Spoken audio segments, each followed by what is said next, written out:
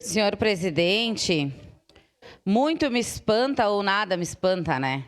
As pessoas começarem a falar que votam contra pedido de informação, porque ontem tivemos a prova, aí eu e o vereador Capitão Ramon, que fizemos um pedido de informação da Guarda Municipal e ele foi rejeitado. E eu digo, vereador Fiuza, quando não se vota um pedido de informação, não se quer a transparência. Quando se vota contra, é porque alguma coisa pode ser que tenha, porque deixem aberta nas entrelinhas.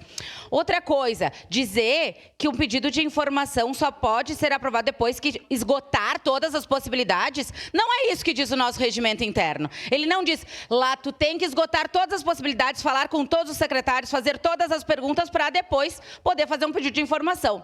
Outra coisa, quando a gente visita os secretários e faz algumas solicitações, às vezes eles respondem uma coisa e logo ali na frente eles respondem outra, como já aconteceu inclusive em audiência pública. Um pedido de informação não, vai ficar registrado. Então aqui eu quero dizer que não só votarei favorável, mas também peço aos colegas que repensem a questão dos pedidos de informação, porque é um instrumento dessa casa e é um instrumento que dá oportunidade de responder não somente aos 23 vereadores, mas como a vereadora Estela disse, a todos os munícipes de Caxias do Sul. E aqui a gente tem um pedido de informação muito amplo, não é um vereador único que fez o pedido de informação, o vereador Lucas nos trouxe, mas tem a vereadora Estela, eu como vereadora, a vereadora Andressa, o vereador Iago, a vereadora Sandra, a vereadora Rose e o vereador Cláudio Libarte. Então é um pedido de informação amplo, que passou por muitas mãos e que a gente só está pedindo para o poder municipal, para o governo municipal, nos dar respostas. E é muito técnico,